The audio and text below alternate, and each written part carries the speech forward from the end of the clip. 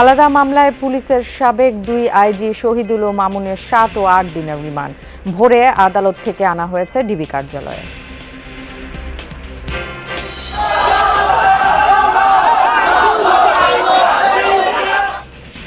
পাল্টাপাল্টি হামলার জেরে বরিশাল বিশ্ববিদ্যালয় ও বিএম কলেজের শিক্ষার্থীদের মধ্যে রাতভর সংঘর্ষ, আহত অন্তত 80।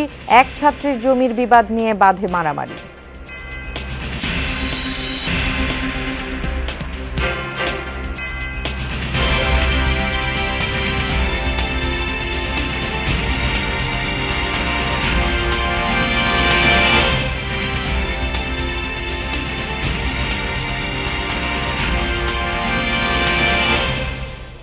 সবাইকে আমন্ত্রণ যমুনা নিউজে, আপনাদের সাথে থাকছি আমি ফারহানা ন্যান্সি।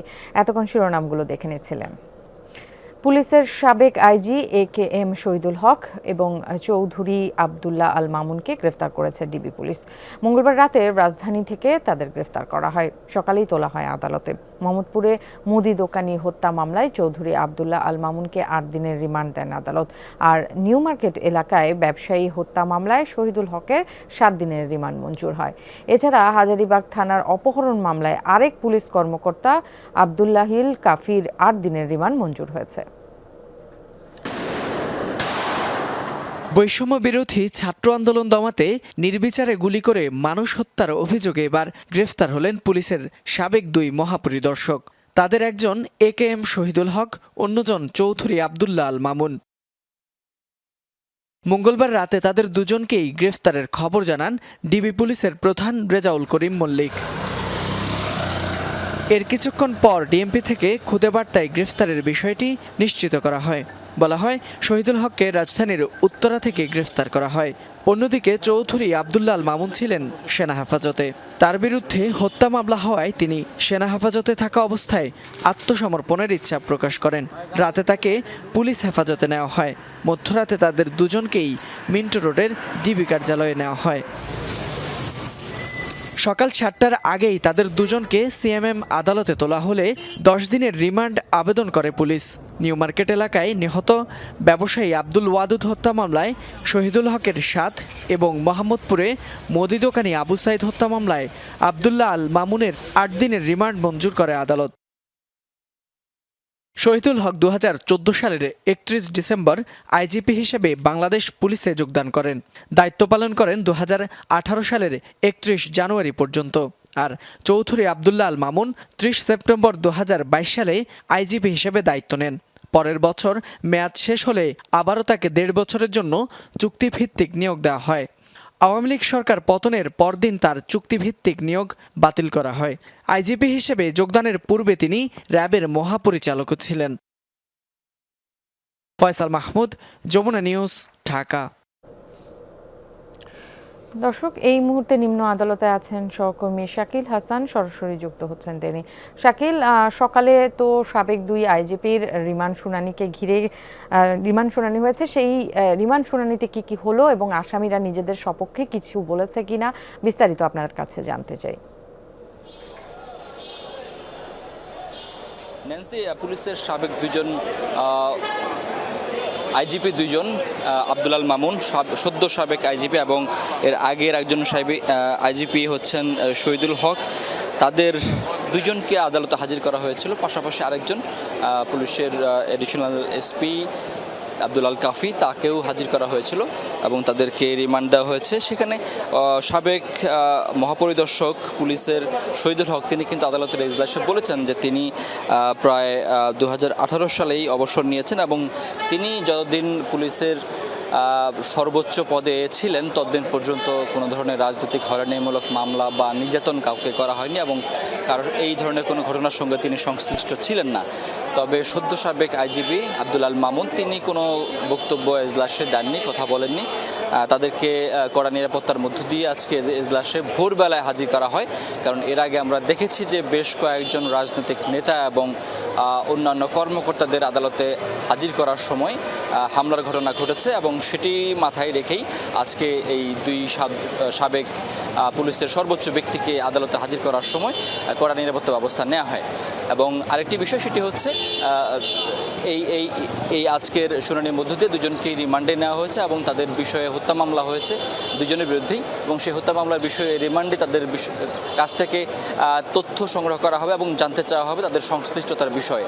ন্যান্সি। শাকিল, আপনাকে ধন্যবাদ। দর্শক, রিমান্ড মঞ্জুরের পর সাবেক 2 আইজিপিকে নেওয়া হয়েছে ডিবি কার্যালয়ে। সেখানে আছেন আমাদের সহকর্মী রাব্বি সিদ্দিকী। রাব্বির কাছে যেতে চাই। রাব্বি, হত্যা মামলার প্রাথমিক তদন্তে সাবেক 2 আইজিপির কি সংশ্লিষ্টতা পাওয়া গেছে? এই ব্যাপারে আপনার কাছে সবশেষ তথ্য কি রয়েছে?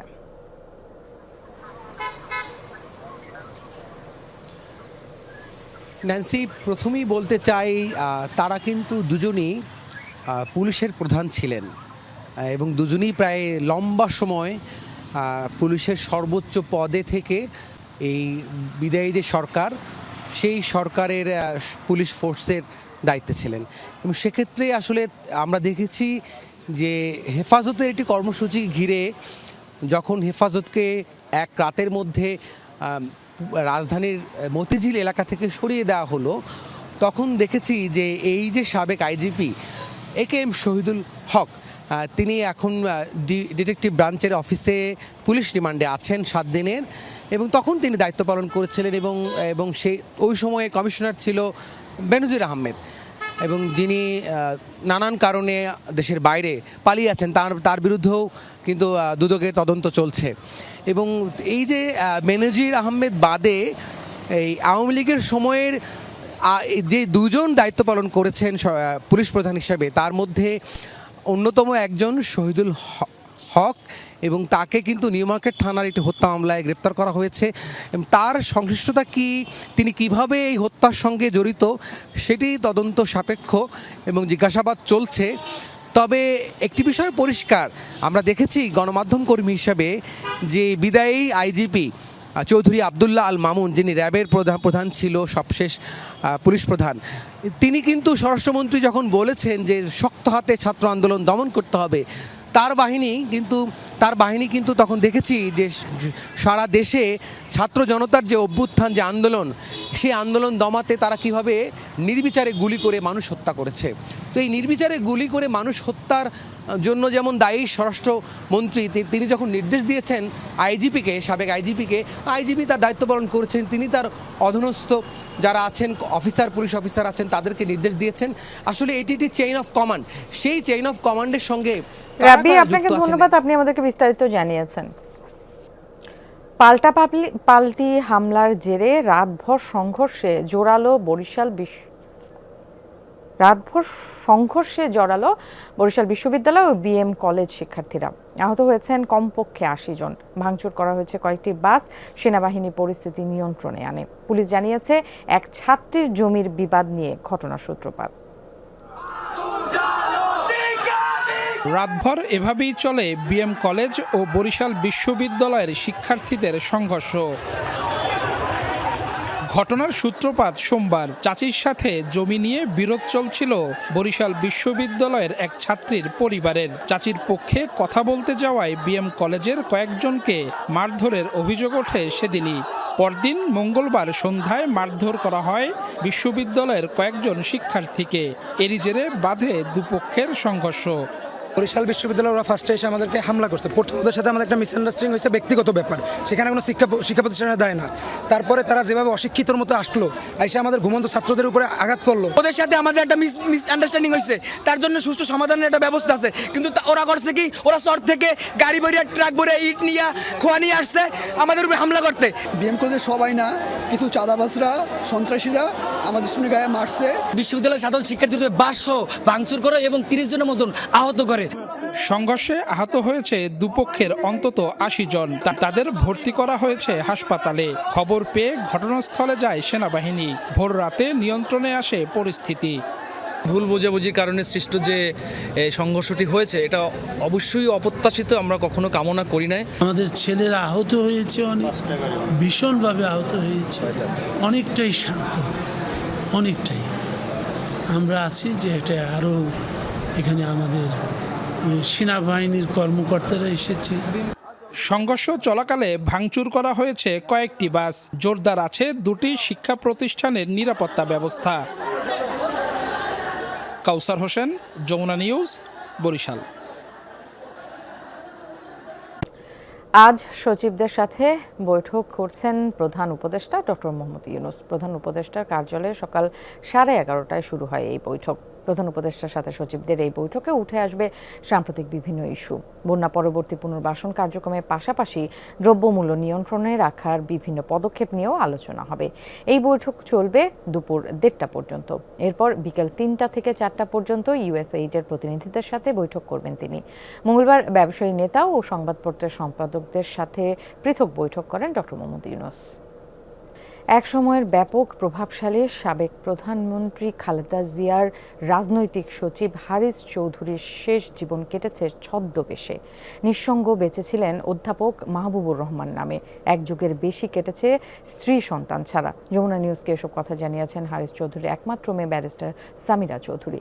জানান, মেয়ে হয়ে এভার কেয়ার হাসপাতালে বাবার করুণ পরিণতি দেখেছেন তিনি। প্রতিহিংসার কারণে এখনও সরকারি নথিতে নেই হারিস চৌধুরীর মৃত্যুর তথ্য।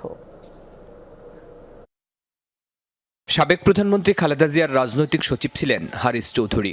2007 সালে সেনা সমর্থিত তত্ত্বাবধায়ক সরকার ধরপাকড় শুরু করলে আত্মগোপনে চলে যান তিনি। এরপর অনেকটা বিস্তৃত থাকলেও ধূম্রজাল সৃষ্টি হয় 2021 সালের 3 সেপ্টেম্বর তার মৃত্যুর খবর ঘিরে। তখন আইনশৃঙ্খলা রক্ষাকারী বাহিনীর পক্ষ থেকে বলা হয়েছিল লন্ডনে মারা যান হারিস চৌধুরী। পরিবারের দাবি, লন্ডন নয়, রাজধানীর এভার কেয়ারে মারা যান তিনি। 111 পরপর উনি তার গ্রামের বাড়িতে যান। ওখান থেকে উনি সিলেটে আসেন। সিলেট থেকে উনি আবার ঢাকায় ব্যাক করেন। তারপর থেকে উনি ঢাকাতেই ছিলেন। 11 বছর উনি পান্থপথে কাটিয়েছেন। পান্থপথের ওই ফ্ল্যাটটাতেই, যে ফ্ল্যাটটাতে উনি মারা যাওয়ার আগ পর্যন্ত ছিলেন, হসপিটালাইজড হওয়ার আগে, সেখানেই উনি 11 বছর ছিলেন। ওখানে উনি মাহবুবুর রহমান নামে পরিচিত ছিলেন। মেয়ের দাবি, আত্মগোপনের বেশিরভাগ সময় পান্থপথের পার্পেল কমপ্লেক্সের এই রুমে থাকতেন হারিস চৌধুরী। নিঃসঙ্গ জীবনে পুরো বদলে ফেলেছিলেন নিজের অবয়ব। খুব সীমিত যোগাযোগ ছিল বিলেতে থাকা স্ত্রী সন্তানের সঙ্গে। আমার আব্বু আমাকে একটা টিনেজার থেকে একটা মহিলা হয়ে উঠতে দেখেনি। একটা স্থির জীবন যাপন করব মা বাবাকে নিয়ে, সেটা তো হয়নি কখনো। 15 বছর ওয়াজ আইসোলেটেড একটা জীবন ছিল। হারমিটের লাইফ আব্বু লিড করেছেন, আমরাও করেছি। মৃত্যুর পরও আওয়ামী লীগ সরকারের প্রতিহিংসার শিকার হন হারিস চৌধুরী। অভিযোগ ব্যারিস্টার সামিরার। আমরা লিখেছি যে আব্বুর মৃত্যু, তারা তো মেনে নেয়নি। তারা বলছে ডেথ সার্টিফিকেট দাও। ডেথ সার্টিফিকেট চাইতে গেলে তো দেয় না। আমি যখন এক্স পিএমকে লিখলাম একটা চিঠি, তারপরে স্বরাষ্ট্র মন্ত্রণালয়কে আমি একটা চিঠি লিখি, ইমেল লিখি, সেটা নিয়ে মিডিয়াতেও পাবলিশ হয় যে আপনারা ডিএনএ টেস্ট করান। তারা তো ওটা করেনি, ডিএনএ টেস্ট করেনি, তারা কোনো ইনভেস্টিগেশন জমা দেয়নি, তারা একটা পেন্ডিং রেখেছেন। মৃত্যুর একদিন পর সাভারের বিরুলিয়ায় একটি মাদ্রাসা প্রাঙ্গণে দাফন করা হয় হারিস চৌধুরীকে। মেয়ে সামিরা জানান, সিলেটের গ্রামের বাড়িতে দাফনের উদ্যোগ নিলেও বৈরী পরিস্থিতিতে তার সম্ভব হয়নি। শরীফুল ইসলাম খান, যমুনা নিউজ, ঢাকা। বন্যা দুর্গতদের জন্য বিএনপি এখন পর্যন্ত 13 কোটি টাকার বেশি ত্রাণ ও নগদ টাকা সংগ্রহ করেছে, যার মাঝে বিতরণ করা হয়েছে 10 কোটি টাকার সামগ্রী। সকালে নয়াপল্টনে বিএনপির কার্যালয়ে এ কথা জানান দলের স্থায়ী কমিটির সদস্য ডাক্তার AZM জাহিদ হোসেন। এই নির্বাচন কমিশন বোধোদয় হওয়া উচিত, পদত্যাগ করে নিজেদের জনগণের রোষ থেকে বাঁচার জন্য পদত্যাগ করে এই সরকারকে সুযোগ দেওয়া উচিত নতুন নির্বাচন কমিশনের। তা না হলে সত্যিকার অর্থে জনরোষ থেকে কেউ রক্ষা পাবে না। এই ছিল যমুনা নিউজে। এতক্ষণ সাথে থাকার জন্য সবাইকে ধন্যবাদ।